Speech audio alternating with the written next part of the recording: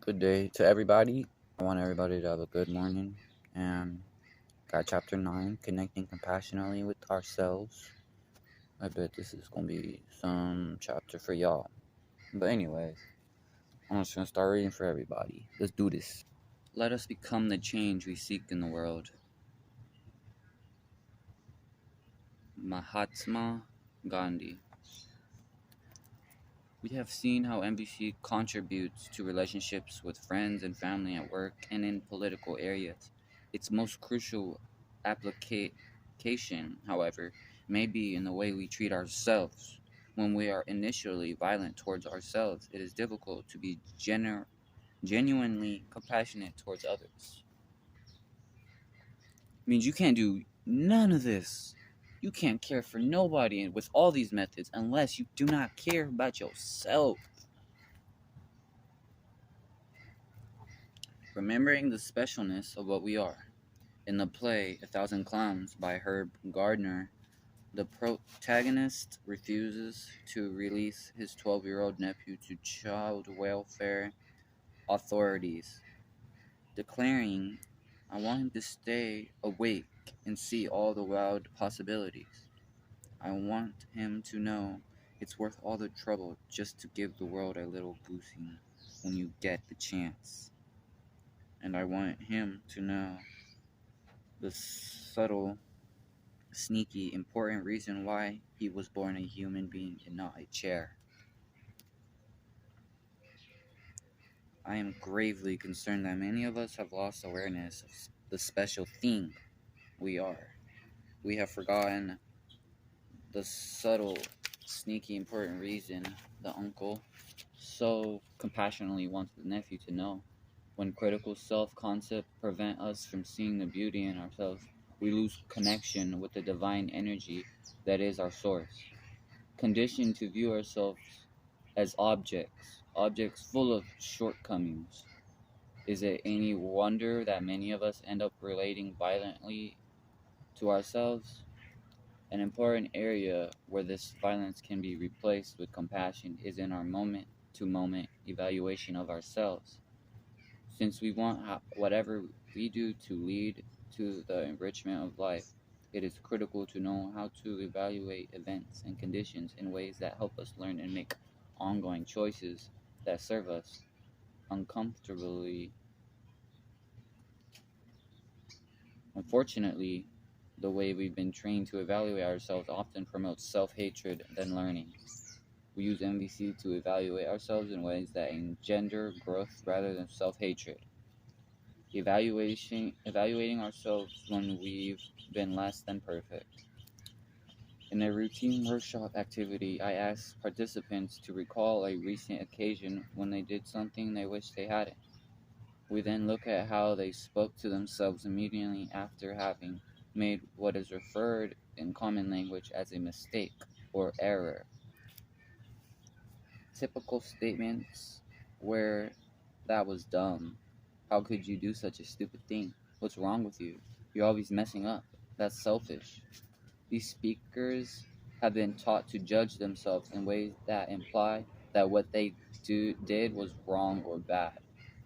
Their self-admonishment implicitly assumes that they deserve to suffer for what they've done. It is tragic that so many of us get enmeshed in self-hatred rather than benefit from mistakes, which show us our limitations and guide us towards growth. Even when we sometimes do learn a lesson from mistakes for which we judge ourselves harshly, I worry about the nature of the energy behind that kind of change and learning. I'd like change to be stimulated by a clear desire to enrich life for ourselves, for others, rather than by destructive energies such as shame or guilt. If the way we evaluate ourselves leads us to feel shame and we consequently change our behavior, we are allowing our growing and learning to be guided by self-hatred. Shame is a form of self-hatred, and actions taken in reaction to shame are not free and joyful acts. Even if our intention is to behave with more kindness and sensitivity, If people sense shame or guilt behind our actions, they are less likely to appreciate what we do than if we are motivated purely by the human desire to contribute to life. In our language, there is a word with enormous power to create shame and guilt. This violent word, which we commonly use to evaluate ourselves, is so deeply ingrained in our consciousness that many of us would have trouble imagining how to live without it. It is the word should, as in, I should have known better, or I shouldn't have done that. Most of the time, when we use this word with ourselves, we resist learning because should implies that there's no choice. Human beings, when hearing any kind of demand, tend to resist because it threatens our autonomy, our strong need for choice. We have this reaction to tyranny even when it's internal tyranny in the form of a should. Avoid shoulding yourself. A similar expression of internal demand occurs in the following self-evaluation. What I'm doing is just terrible. I really must do something about it. Think for a moment of all the people you've heard say, I really should give up smoking. I really have to do something about exercising more. They keep saying what they must do and they keep resisting doing it because human beings were not meant to be slaves. We were not meant to succumb to the dictates of should and have to, whether they come from outside or inside of ourselves. And if we do yield and submit to these demands, our actions arise from an energy that is devoid of life-giving joy. Translating self-judgment and inner demands. Self-judgments, like all judgments, are tragic expressions of unmet needs. Which means, if you're judging somebody else based off of, for example, how they look, right? Your evaluation was your opinion. You're really judging yourself, and you're telling them what you don't like about yourself. Unconsciously, that's what we do. And we don't know that. But yeah, until we do. Translating self-judgment and inner demands. When we communicate with ourselves on a regular basis through inner judgment, blame, and demands, it's not surprising that our self-concepts gives into feelings more like a chair than a human being. A basic premise of NVC is that whenever we imply that someone is wrong or bad, what we are really saying is that he or she is not acting in harmony with our needs. If the person we are judging happens to be ourselves, what we are saying is, I myself am behaving in harmony. I myself am not behaving in harmony with my own needs. I am convinced that if we learn to evaluate ourselves in terms of whether and how well our needs are being fulfilled, we are much more likely to learn from evaluation. Our challenge then, when we are doing something that is not enriching life, is to evaluate ourselves moment by moment in a way that inspires change both in the direction of where we would like to go and out of respect and compassion for ourselves rather than out of self-hatred, guilt, or shame. NVC morning.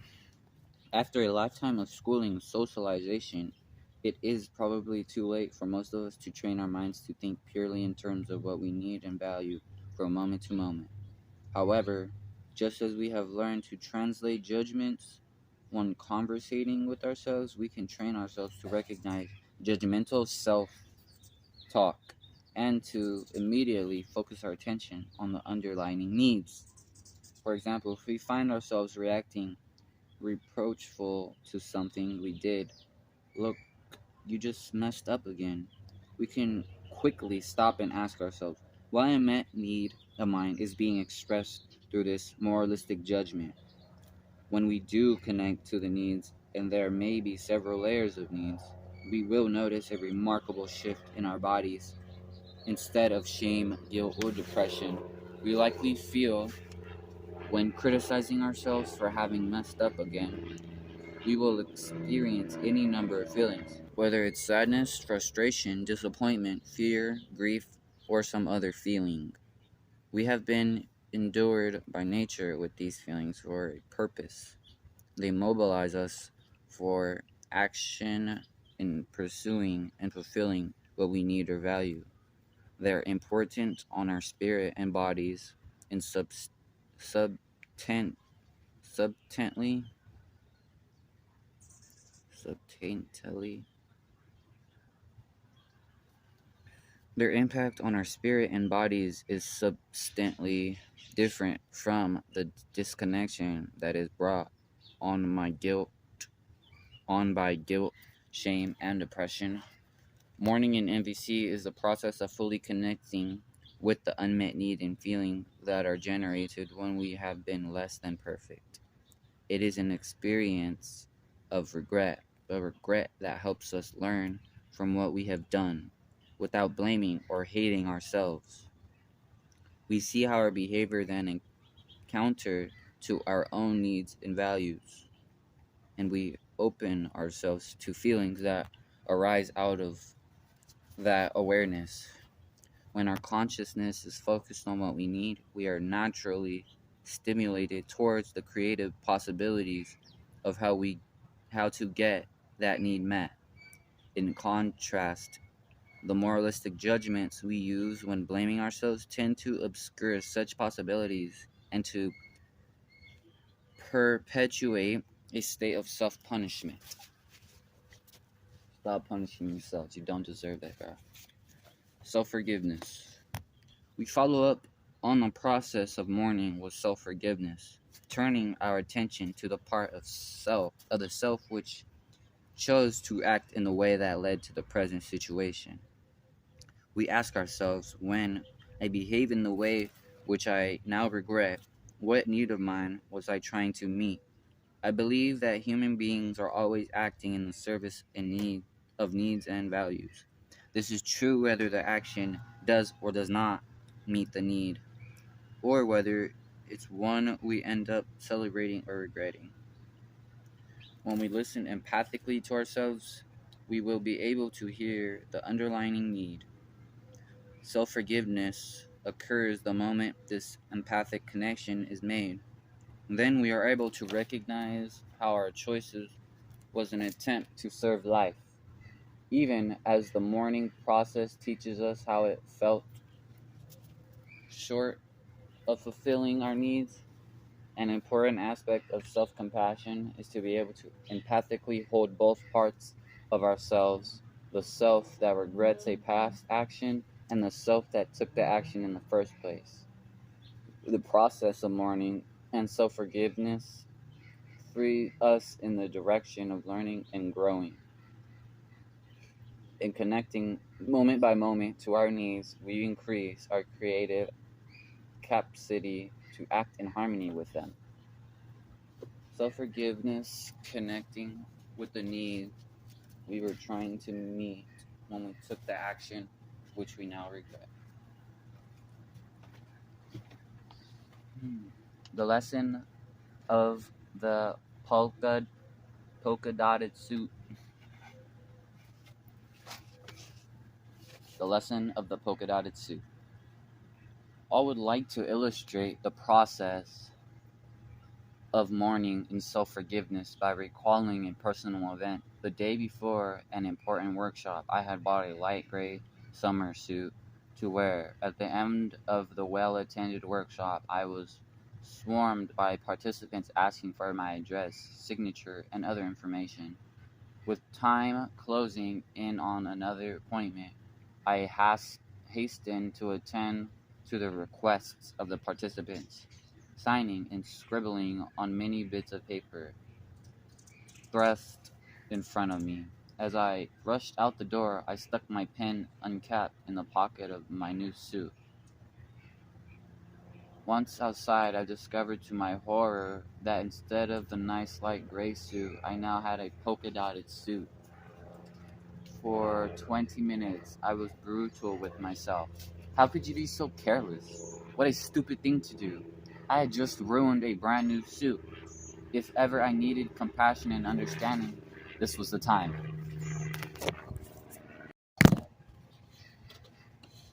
Yet, here I was responding to myself in a way that left me feeling worse than ever. Fortunately, after only 20 minutes, I noticed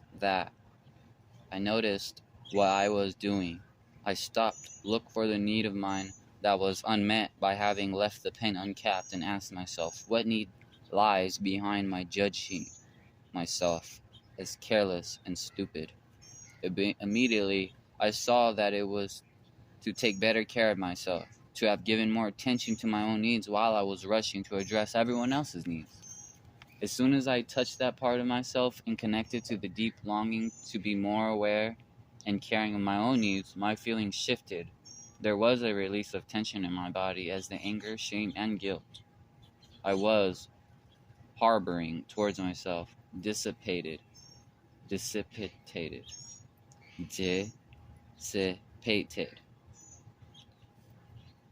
Dissipated. I fully mourned the ruined suit and uncapped pen as I opened to feelings and sadness now arising along with the yearning to take better care of myself. Next, I shift my attention to the need I was meeting when I slipped the uncapped pen in my pocket. I recognized how much I valued care and consideration for other people's needs. I valued care and consideration for other people's needs.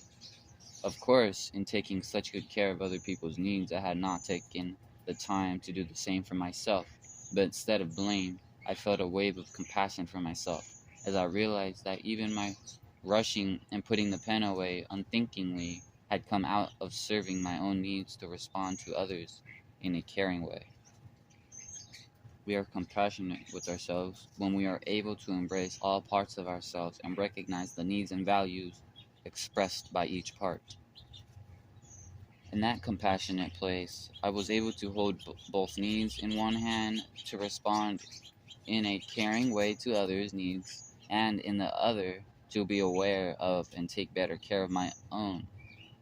Being conscious of both needs, I can imagine ways of behaving differently in similar situations and arriving at solutions more resourcefully than if I lose that consciousness in the sea of self-judgment.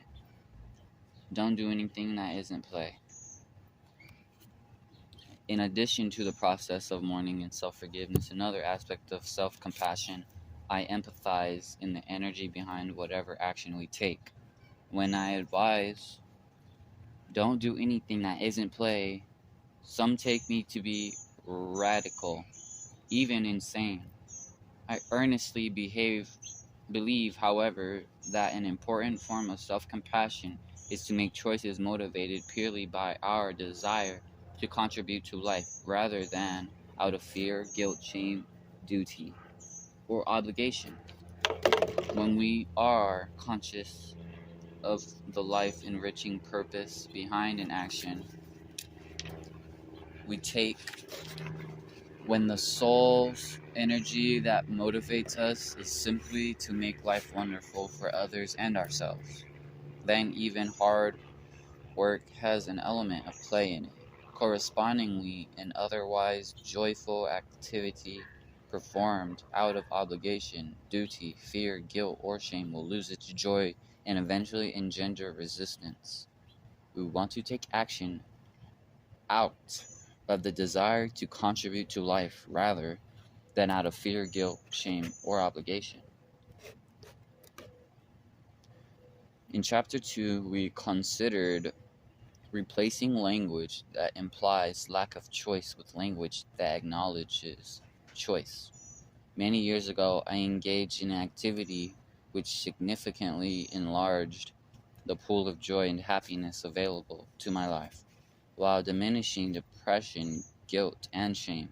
I offer it here as a possible way to deepen our compassion for ourselves, to help us live our lives out of joyous play by staying grounded in a clear awareness of the life-enriching need behind everything we do. translating have to choose to. Step 1. What do you do in your life that you don't experience as playful? List on a piece of paper all those things that you tell yourself you have to do. Any activity you dread but do anyways because you perceive yourself to have no choice. When I first reviewed my own list, just seeing how long it was gave me insight as to why so much of my time was spent not enjoying life. I noticed how many things in an ordinary day I was doing by tricking myself into believing that I had to do them. The first item on my list was write clinical reports. I hated doing these reports, yet I was spending at least an hour of agony over them every day. My second item was drive the children's carpool to school. Step 2. After completing the list, clearly acknowledge to yourself that you are doing these things because you choose to do them, not because you have to. Like cleaning the house every day, like going to your work, like cleaning up the house. Shit like that. But insert the words I choose to in front of each item you listed. I recall my own resistance to this step. Writing clinical reports, I insisted to myself, it's not something I choose to do. I have to do it. I'm a clinical psychologist. I have to write these reports. Step 3. After having acknowledged that you choose to do a particular activity, get in touch with the intention behind the choice by completing the statement. I choose to clean the whole house in the morning, for example, because I want a clean, beautiful house, for example.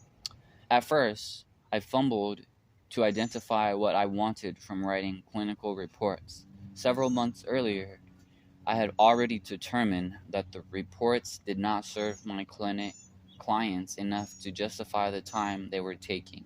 So why was I continuing to invest so much energy in their preparation?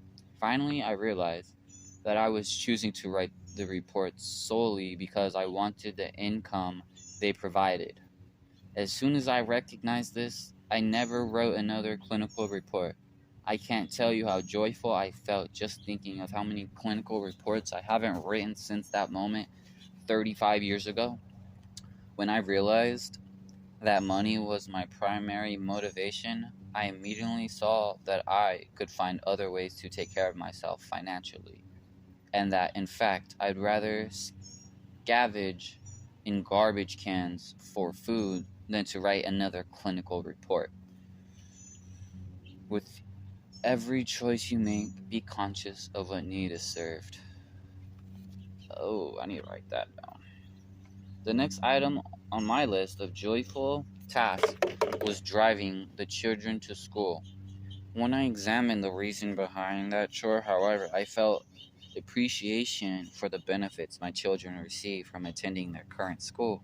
They could easily walk to the neighborhood school, but their own school was far more in harmony with my education values. I continued to drive, but with a different energy. Instead of, oh darn, I have to drive carpool today, I was conscious of my purpose, which was my children to have a quality of education that was very dear to me. Of course, I sometimes needed to remind myself 2 or 3 times during the drive to focus my mind on what purpose my action was serving. Cultivating awareness of the energy behind our actions. As you explore the statement, I choose to because I want blank, you may discover, as I did with the children's carpool, an important value behind the choice you made. I am convinced that after we gain clarity regarding the need behind serving by our actions, we can experience them as play, even when they involve hard work, challenge, or frustration. For some items on your list, however, you might uncover one or several of the following motivations. for money, for approval, to escape punishment, to avoid shame, to avoid guilt, and out of duty.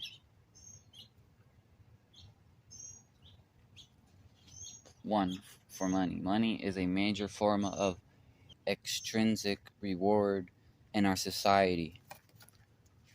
Choices promoted by a desire for reward are costly.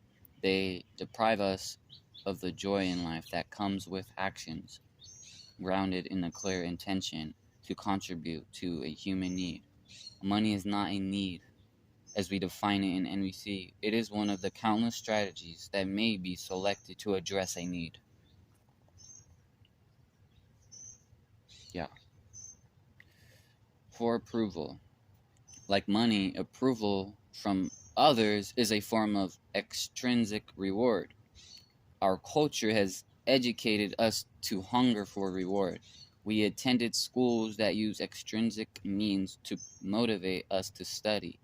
We grew up in homes where we were rewarded for being good little boys and girls and punished when our caretakers judged us to be otherwise.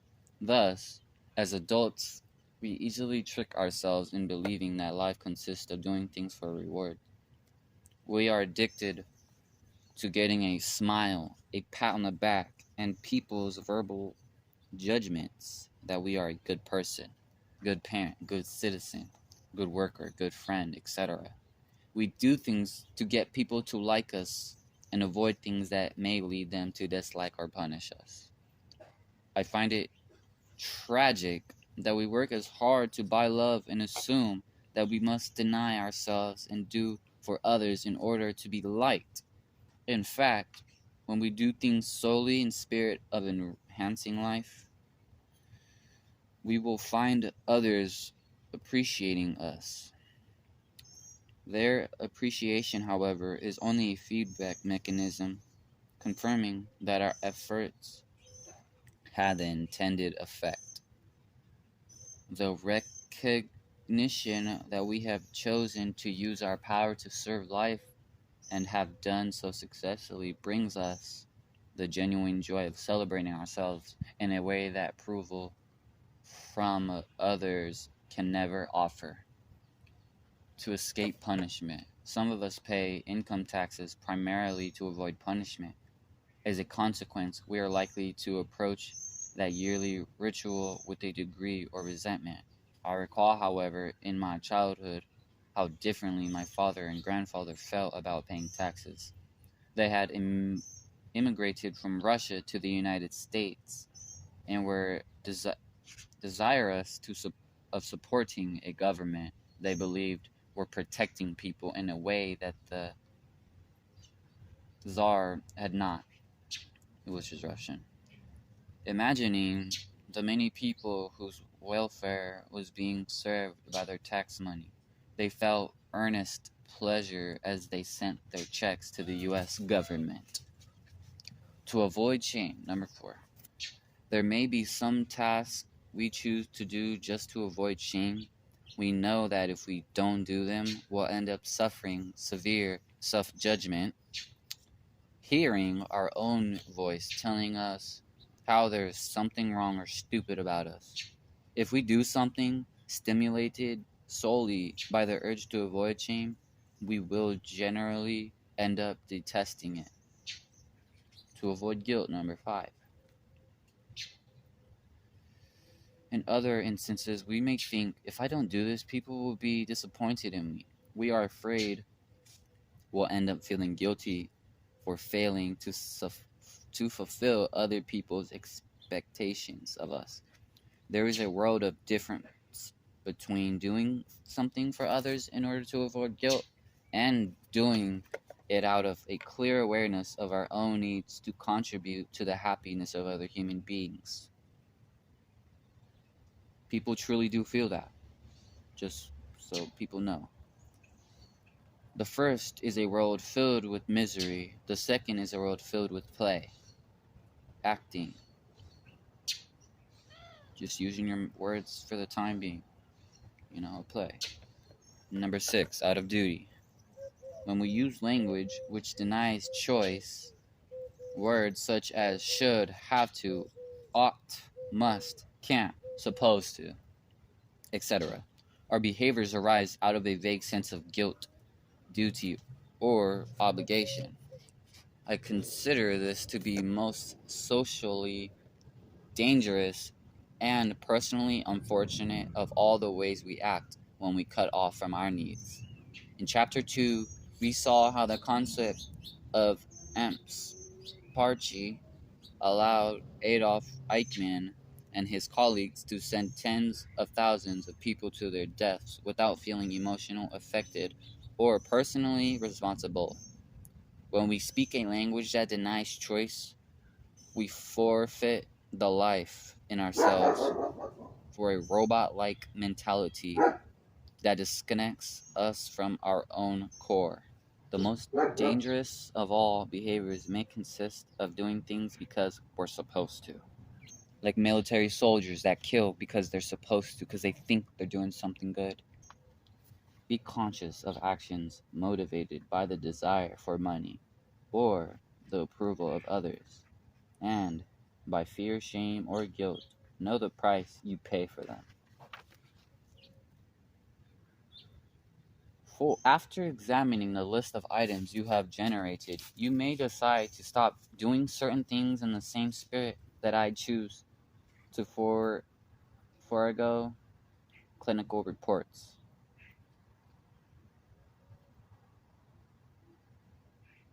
As radical as it may seem, it is possible to do things only out of play. As radical as it may seem, people, okay? I believe that to the degree that we engage moments by moment in the playfulness of enriching life, motivated solely by the desire for its enrichment, to that degree, are we being compassionate with ourselves? To that degree, we are being compassionate with ourselves. Summary. The most critical application of NVC may be in the way we treat ourselves. When we make mistakes, we can use the process of NVC mourning and self-forgiveness to show us where we can grow instead of getting caught up in immoralistic self-judgments. By assessing our behaviors in terms of our unmet needs, the impetus for change comes not out of shame, guilt, anger, or depression, but out of genuine desire to contribute to our own and others' well-being, aka their needs and their feelings.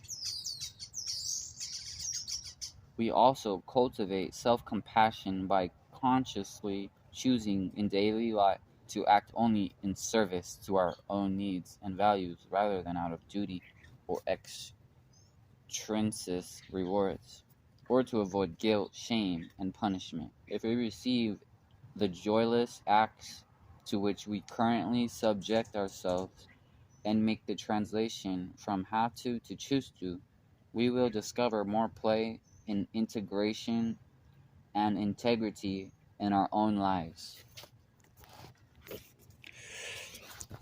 Man, and now we make it to the end of the book, man.